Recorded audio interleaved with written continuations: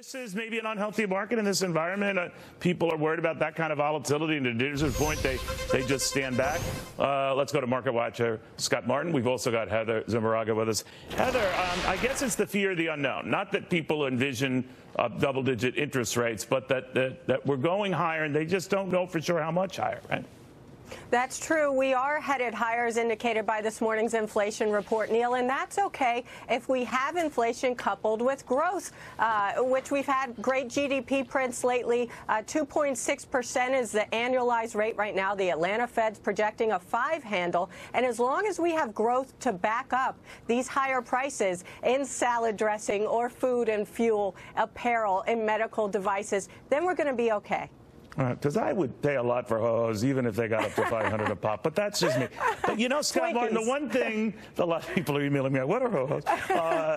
You know, Scott, the one thing I'm wondering about is Americans' appetite for this and the swings, because we really hadn't seen that throughout this bull market, rarely, and especially in the last couple of years. So how are they adjusting to that? How do you envision that? What do your own clients tell you? Because some of them are just saying, I can't deal with this. I'd rather be in something safe, solid, even dull, even getting lower returns than to put up with this.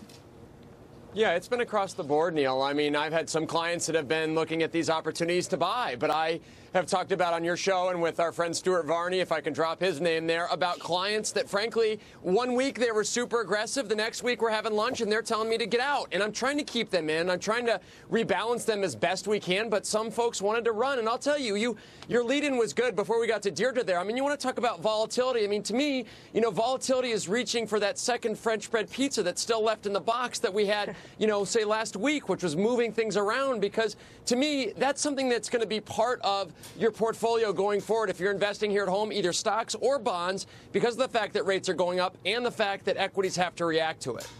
All right, I assume you're talking the Stouffer's French bread. Anyway, I'm veering off here. But Heather, one of the things that I always wonder about is, given the uptick we saw in the CPI in the latest month, a lot of people didn't see that, much higher than thought. Year over year is now over the Fed's so-called 2% inflation target. But offsetting that was a separate piece of data showing weekly mortgage applications falling 4.1%. Another showing retail sales in January down an unexpected 0.3%. In other words, offsetting some of this fear of strong news are some stubborn reminders we still have some pockets of weakness. So how does that play out? You're right, and there's fear of this word stagflation. If the growth isn't there, if the spending isn't there, and prices are going higher, then this was before my time, but could there be a stagflation environment or economy? Go ahead and rub it in. All right. I love you, Neil, but I guess the fears are we need to have higher consumer confidence. As you know, that consumer spending accounts of two-thirds of economic growth and GDP. So that is putting pressure on these markets today. I know that we seem somewhat sanguine about the inflation data at this moment as investors bounce off the data and markets bounce off the lows right now. But I think those fears will come back in terms of higher inflation, especially if you're not seeing the retail sales data stronger. You know, Scott, she was mentioning stagflation, which, of course, would be a slowdown in economic activity accompanied by a rise in prices, the worst of all worlds. Jimmy Carter experienced it. It's not a good combination. Richard Nixon did as well. Do you see anything like that?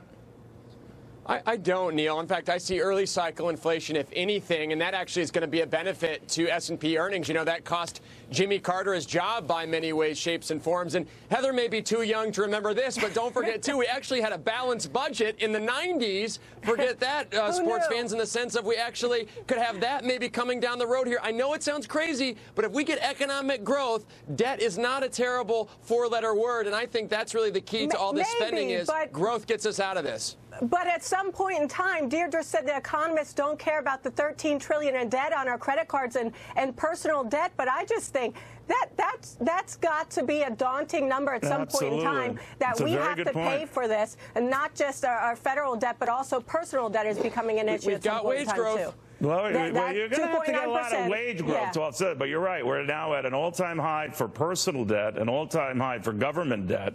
So, you know, we'll have to see how that all sorts out. Guys, I want to... Let's party. Come on. Let's party, Happy Valentine's. By the way, that reference to Jimmy Carter, he's a former U.S. president. These guys are a little young to remember him, but he served back in 1977 to 1981. He was followed by Ronald Reagan. There will be a quiz on all of this after this.